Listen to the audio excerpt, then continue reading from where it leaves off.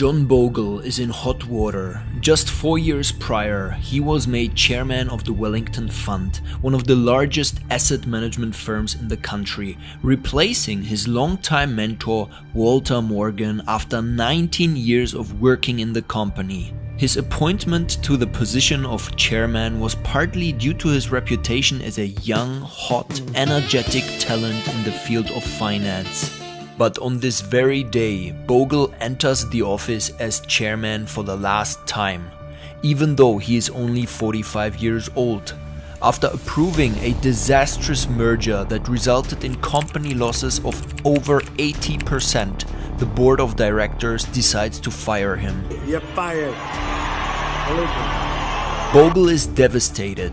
If it was anyone else, such a rapid fall from grace would leave them at best a chimp working for pennies for the rest of their life. But not for John Bogle.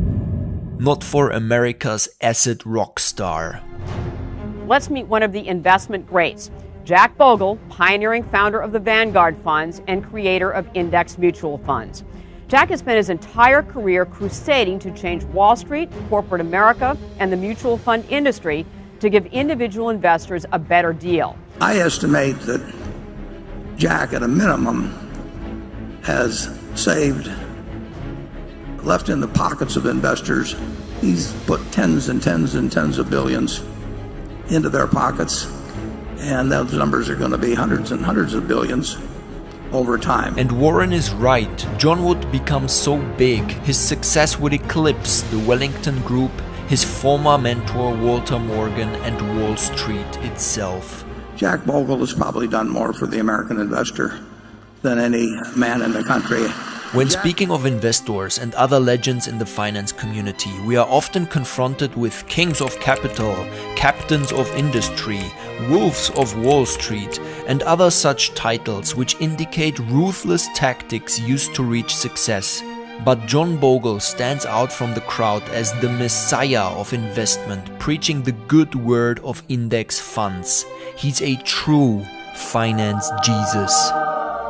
Bogle is a champion of investors, getting their fair share for the risks they take. We've changed a good form of capitalism. We call it owner's capitalism in the book, where the rewards of capitalism go to the people that take the risk and put up the capital, to a new system, pathological mutation I call it in the book, to manager's capitalism, where far too large a share of the rewards are taken by corporate managers, by Wall Street, and by mutual fund managers.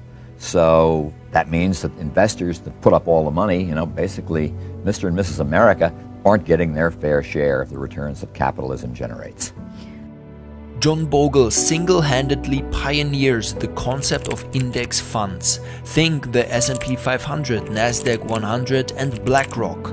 But more importantly, he creates his own group, seemingly behind the scenes, which outclasses them all, managing trillions of dollars in assets every single day. But how did Bogle go from zero to hero? It all depends on what he does now, as he's fired and scraping by on the streets.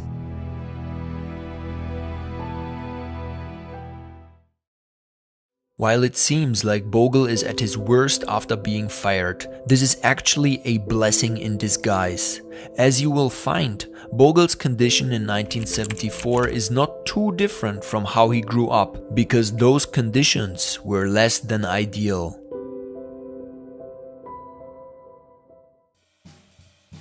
It's the 1920s. World War I is over. Trade with countries the Americans were formerly at war with is back on the table.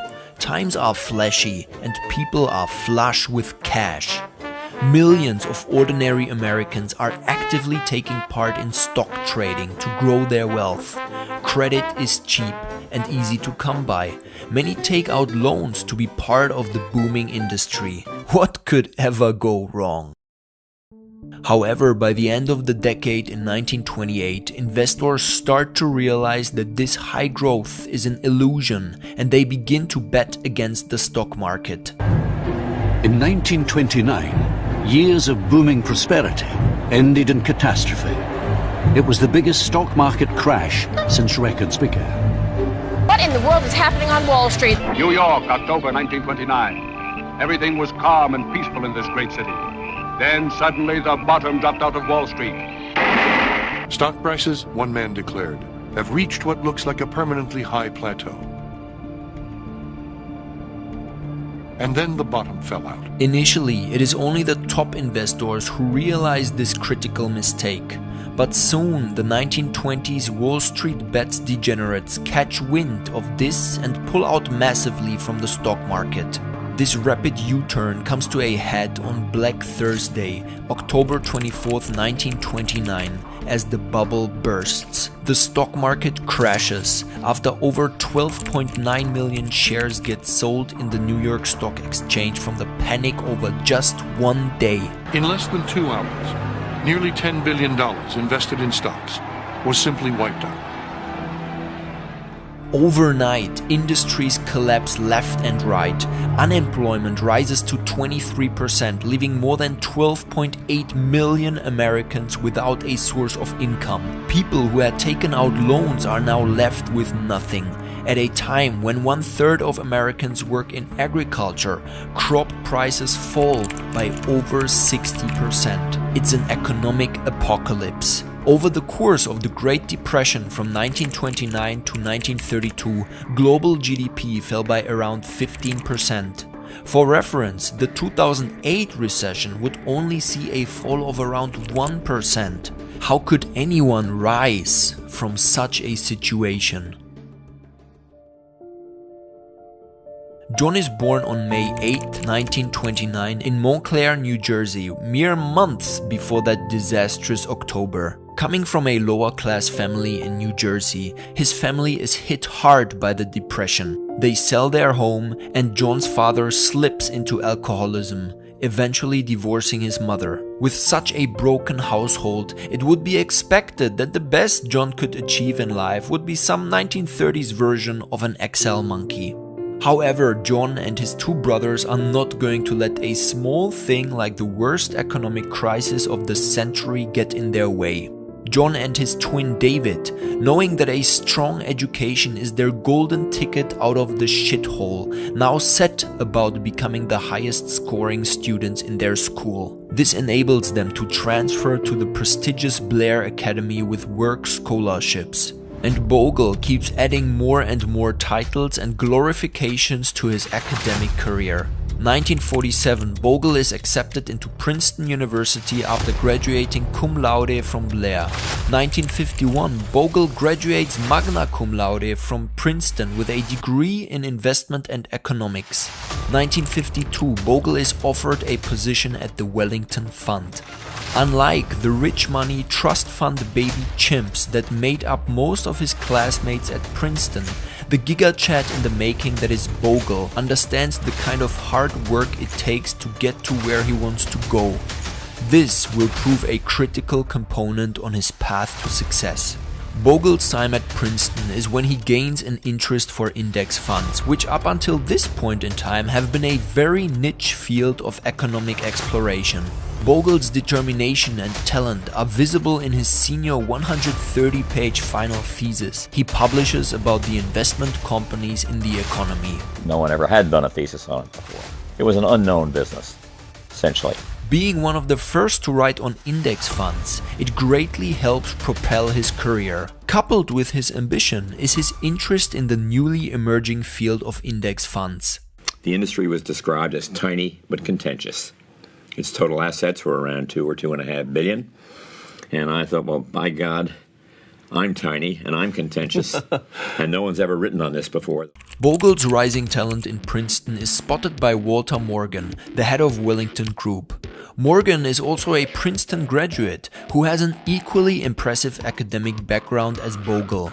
Having graduated from Princeton in 1920, Morgan became the youngest certified public accountant in Pennsylvania. He gathers $100,000 in funding throughout the 1920s to establish the Industrial and Power Securities Company in 1928. By 1933, Morgan has rebranded into the Wellington Group in Boston, creating the first balanced mutual fund in the United States. The Wellington Group is a financial advisory group which helps manage the assets of its clients and offers investment advice to grow clients' assets. By 1951, Wellington is one of the biggest players in the American investment advisory industry, a real alpha among the Wall Street monkeys. Spotting potential in the new generation of Princeton graduates, Morgan handpicks John Bogle after reading his thesis. So you see, it makes sense to write a good thesis. All of a sudden, Bogle is now the apprentice of one of the most successful people in American finance. By 1955, he's ready to take a more active role in the company and becomes assistant manager, now able to offer investment advice on behalf of the company. But he doesn't stop there. Bogle's influence and charisma in the company leads to some major changes that will have wide-reaching consequences for his career and for the investment world. Having read the newly published works of the award-winning economist and certified GigaChat Nobel Prize winner Paul Samuelson, Bogle starts to see an opportunity in establishing a so-called passive fund, one that is tied to the performance of the S&P 500. He proposes his idea to the team at Wellington Fund, and they make the best decision of their lives. They accept. Wellington Fund is going to ditch its old strategy of concentrating on a single fund and create a completely new passive fund tied to the performance of the S&P 500. With the success of this advice, Bogle once again climbs the ranks of the Wellington Group, and something else helps him ascend. He successfully paves the way for the company to merge with the Boston-based investment management firm Thorndike, Doran, Payne & Lewis. This deal cements Bogle's position as future leader of the company, and by 1967, around 15 years after starting his career, he is made president of Wellington Group. How can you top that? Exactly. Only the chairman sits on top of the president in the dominance hierarchy. And finally, in 1970, as the crowning achievement to his meteoric career, John Bogle officially becomes the top dog in the company as he replaces his former mentor Walter Morgan to become chairman of the Wellington Group. At this very point in time, at the zenith of his power and prestige in a company he worked at for nearly 2 decades, it is here, brethren, where we would expect to start calling John Bogle a true legendary silverback, first class. However, everything starts to go downhill from here. Bogle's promotion comes with the heavy task of trying to save the Wellington Fund from imminent collapse. And as my great mentor Walter Morgan said, I was too conservative at those times.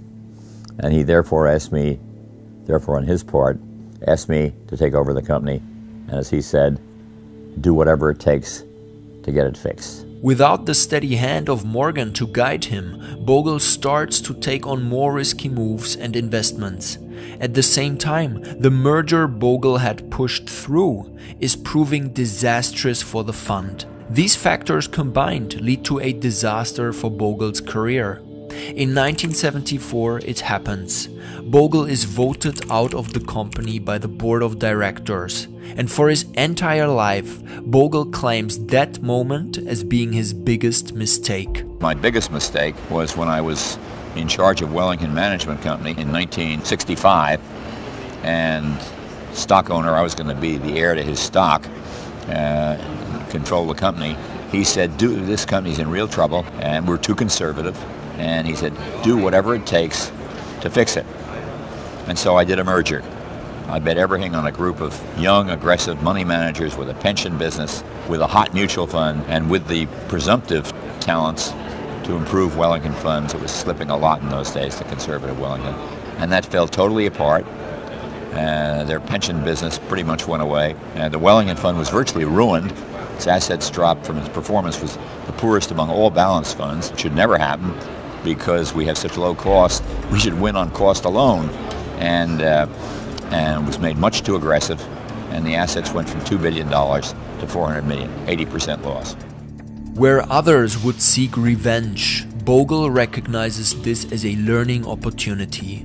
He lets his actions do the talking and is ready to repent for his short-sighted sins.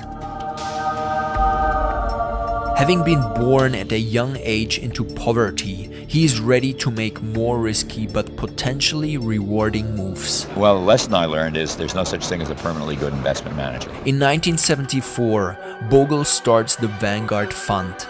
Bogle chooses to name after the legendary flagship of Admiral Horatio Nelson, the legendary British admiral who is famous for fighting against the French in the Battle of the Nile, absolutely shattering the French Navy in Egypt. His ship, the HMS Vanguard, served as a steady reminder of the growth and success of the British Navy even in the midst of a chaotic battle.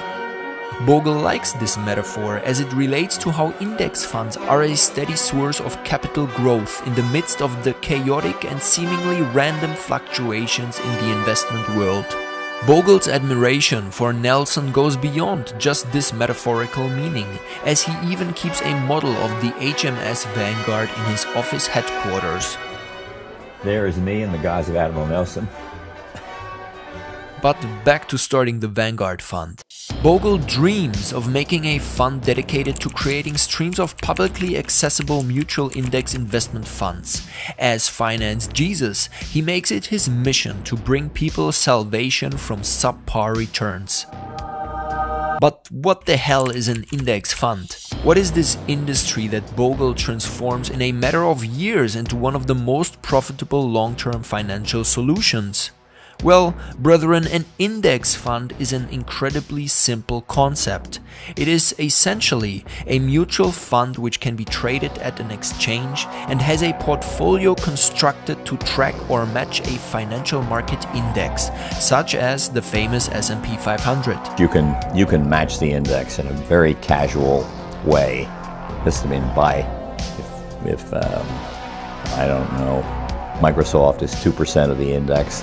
You just put 2% of the portfolio in Microsoft. Index fund managers build portfolios whose holdings mirror the securities and assets of a particular index, thereby matching the overall performance of that index or market. At the time when Bogle was starting, the growing American market was perfect for getting started on such index funds. The success of index funds over the long term was not reliant on short-term trends to boost speculation. Index funds are useful to investors as they cover a large range of the market and so are a good form of diversifying assets. They offer a low bar of entry to buying packages of larger funds and come with low operating and managing cost by their associated funds, typically only a fraction of a percentage of your investment.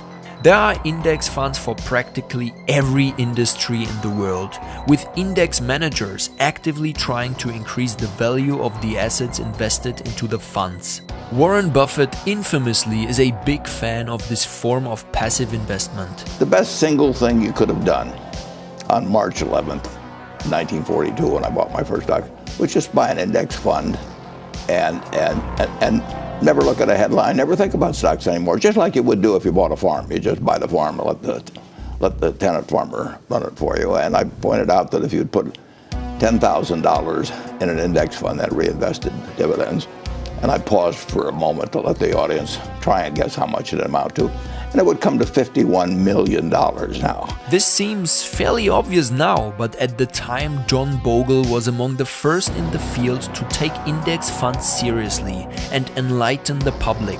So you see, Bogle was not trying to reinvent the wheel. As Bruce Lee once said, "I fear not the man who has practiced 10,000 kicks once, but I fear the man who has practiced one kick 10,000 times." Bogle simply put this philosophy into practice for investments. Instead of trying to win big over a short period of time by taking massive risks as a high-frequency trader, Bogle's approach chooses instead to invest in steady, long-term growth covering the whole market. Investment is a pretty simple thing.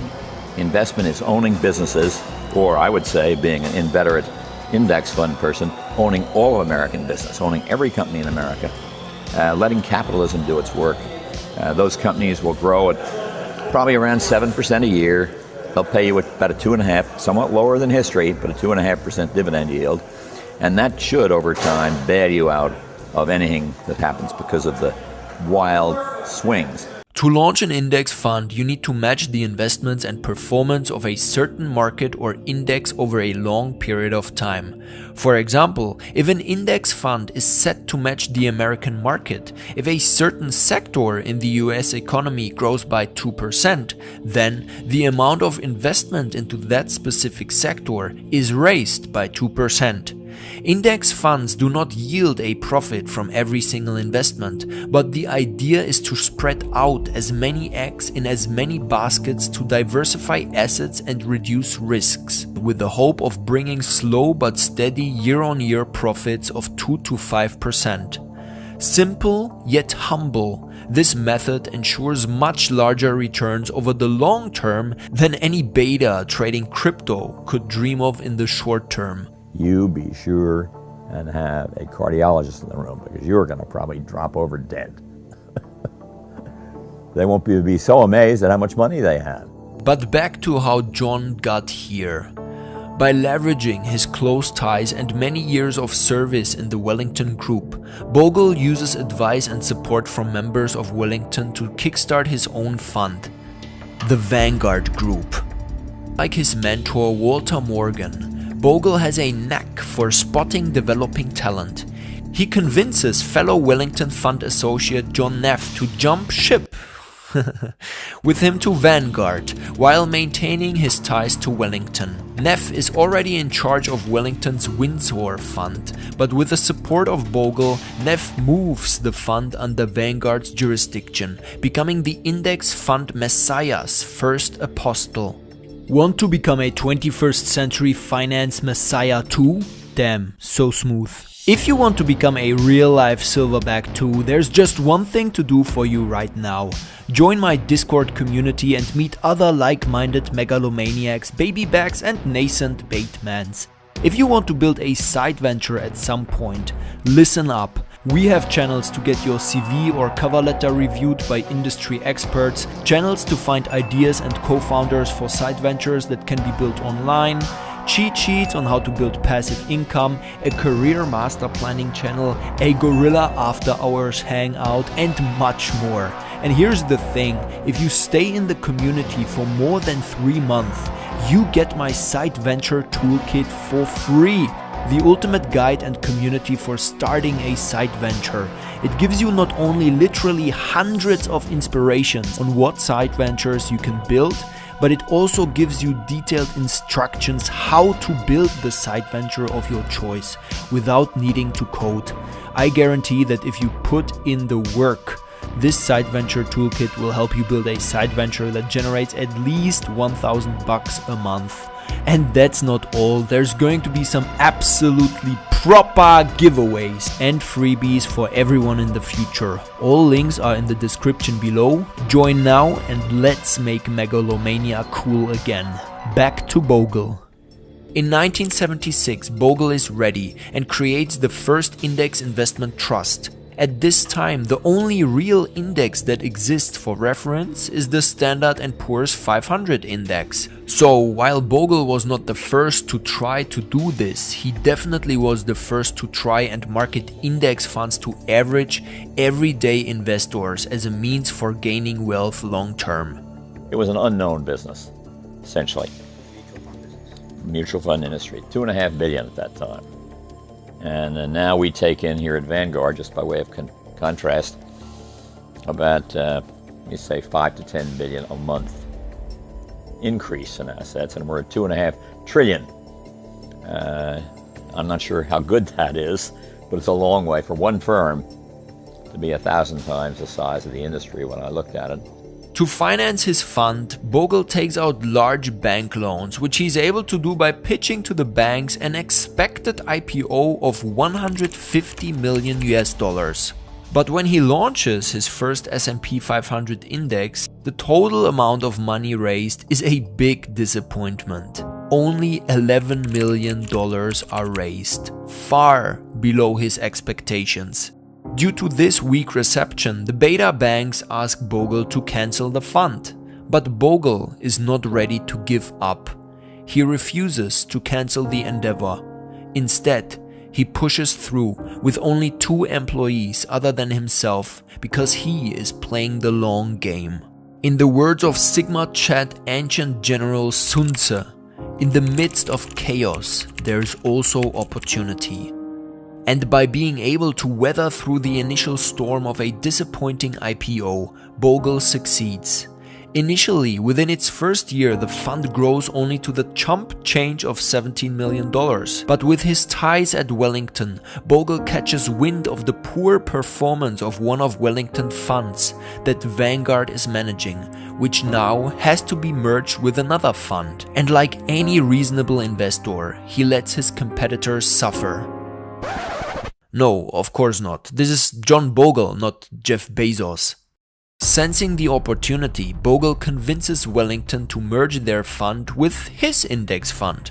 This is his big opportunity, and the assets now managed by Vanguard jump to over $100 million in value overnight. And yet, Bogle waits. Others would use the new high influx of cash to take on crazy projects with potentially gigantic returns, like any true Wall Street bets degen. Instead, Bogle passively keeps the fund on track, delivering steady returns of 3 to 7% annually to his investors. And his patience pays off. After 5 years of slow and steady growth in the increasingly bullish market in 1982, other companies on Wall Street begin to adopt and copy the indexing model pioneered by Vanguard. However, these copycats are not as successful as Bogle because of their emphasis on quick profit margins as they charge higher management fees, kind of defeating the purpose of investing in index funds to begin with. This kind of investment is not something every monkey should try, and it takes real skill to passively invest. And people like to see, or investors like to see, a tight tracking, and so you do all these quantitative things. They're definitely call for quantitative mathematical skills, particularly when there are additions to the index or subtractions. John Neff's talent in investing is also a large contributing factor to Vanguard's success at this stage. Neff favors a low price to earnings or PE methodology, which encourages lower income and average investors to join the index investing platform. Neff also considers low-tech security analysis as one of the best ways to invest, which involves digging into a company's management and analyzing its records to get an idea of how to best invest its assets.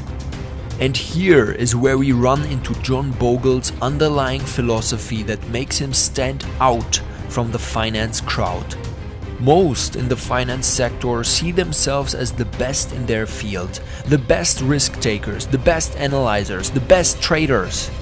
Bogle is different because he never let a desire for more profit get in the way of his personal code of honor and respect to his clients, preaching the good word of index funds to all who would listen. And I'm not a hero, I'm an ordinary guy, very ordinary guy, who's tried to do my best for investors and who gave a damn about the people who are investing and wanted to make sure they got a fair shake. And if that's heroism, well, so what? So be it. This manifests in his humble character, which is unlike anyone else in the whole industry. And yet, even while being extraordinarily humble, Bogle manages to make more than most people on Wall Street. A real king of kindness. This is not completely out of a sense of goodwill, though Bogle has plenty of that. But Bogle also believes that by letting the investors get their fair share of invested capital back, rather than most of it being sucked away by management fees, it encourages economic growth, investment, and a wealthier alternative for everyone. As I say, I've often said, the problem with index funds is all the darn money goes to the investors. And the mutual fund business is a business that is people come into the fund business to make money for themselves in their management companies. They want to make money for their investors, sure, but the more the management company takes, the less the investor makes. Before we get to Bogle's 8 rules for investors and how you might be able to replicate a tiny bit of his success, let's talk about the rise of Vanguard.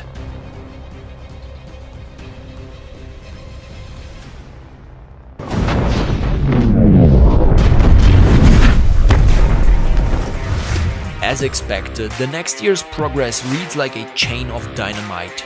1986, Vanguard launches its second mutual fund, the Total Bond Fund, the first bond index fund ever offered to individual investors. 1987, Vanguard launches its third fund, the Vanguard Extended Market Index Fund, an index fund of the entire stock market, excluding the S&P 500. 1988, Vanguard Target Retirement Fund. 1989, Vanguard Pacific and Vanguard Europe. You name it, Vanguard invests in it. Just like the name, they are now the flagship of the long-term investment industry. By the 1990s, Vanguard is one of the largest asset managers in the world. Just like today, Bogle's legacy as a silverback is secured. I expected it to take off much faster than it did. It took 20 years until the mid 90s, Right.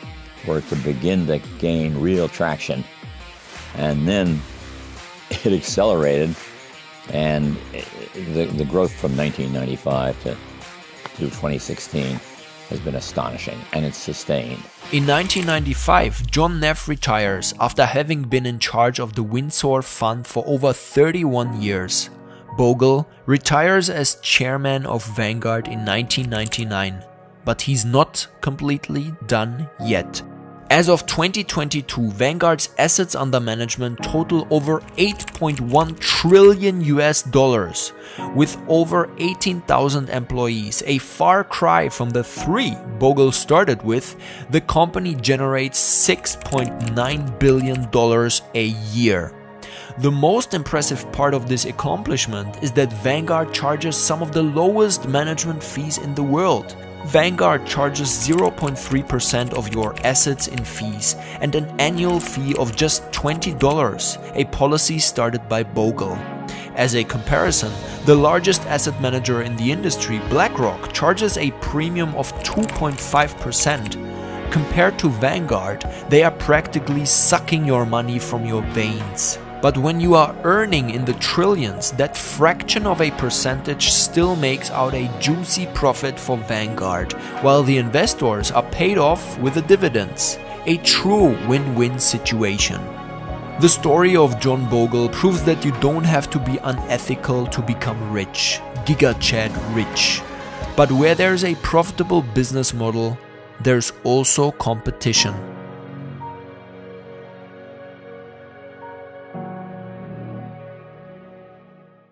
The biggest competitor to Bogle's Vanguard is the infamous Blackrock Group. Blackrock is the largest asset management firm in the world, with over $10 trillion in assets managed for clients. Blackrock makes an astonishingly higher revenue of $19 billion per year. However, the company also has its finger dipped in a lot of controversies. Its large impact on worsening climate change, the close and non-transparent ties it has with the US Federal Reserve during the COVID pandemic, its anti-competitive behavior towards other similar firms, and its large investments in China are all easy things to choose from to criticize the company. While it's true that Blackrock is overall a much larger firm than Vanguard and has ties in all sorts of industries and investments, not just index funds, its focus is on acquiring capital and growing itself. Vanguard manages to do this while keeping the best relationship between itself and its investors and the environment. And so this section comes with a beautiful conclusion. If there's something to take away from this for the aspiring babybacks watching, it's that you can be rich without being an asshole. You are the godfather of index funds aimed at the average investor. Bogle actively involves himself in managing Vanguard until he retires at the company's age of retirement, aged 70 in 1999. He becomes a member of the board of trustees for Blair Academy, the prestigious school that allowed him to go to Princeton and jumpstart his career in investment. While earning millions at Vanguard, Bogle regularly donates half of his salary to charity, including to Princeton and Blair Academy. Like any respectable silverback, John Bogle also has a practical personal philosophy for investing. His 8 rules for investors are: firstly, select low-cost funds. Secondly, consider carefully the added costs of advice. Thirdly, do not overrate past fund performance. Fourthly, but use past performance to determine consistency and risk. Fifthly, beware of stars, as in star mutual fund managers. Sixthly, beware of asset size. Seventhly, don't own too many funds. Finally, and buy your fund portfolio and hold it. Bogle believes that there is an incredibly important distinction between real investors and what he calls speculators.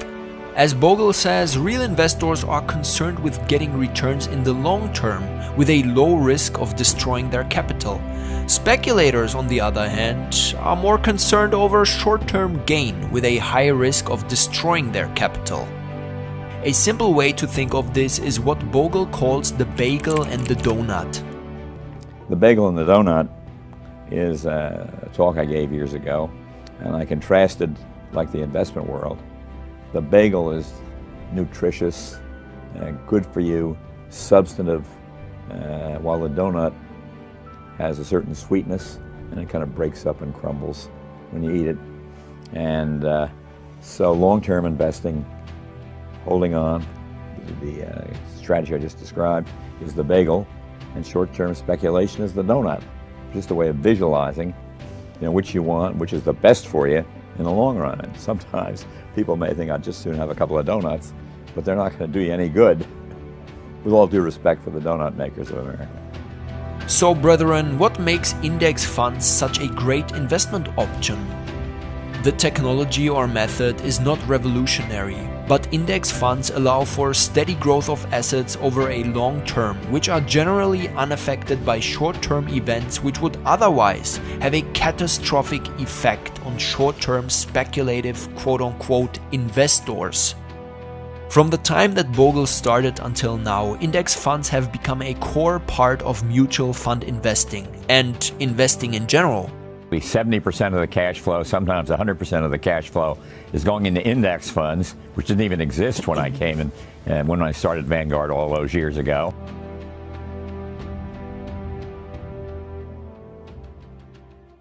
John Bogle called himself an ordinary man, but his life's accomplishments are extraordinary. Despite his mistakes in managing the Wellington Fund, he is able to maintain a friendly relationship with the group, which helps establish his own brand name as the founder of Vanguard. While speculators all around him make bold claims and hasty investments from the 1970s until the 2000s, John sat patiently, building trust and wealth through steady investment. In 2004, John is made a member of the Time 100, joining the ranks of the Dalai Lama and Tiger Woods. In 2019, John Bogle passes away. His net worth? A meager $80 million. The author of The Big Short, Michael Lewis, comments, "In the history of Wall Street, the ratio of money touched to money taken was never so high." And that's where it gets interesting. What can we learn from John?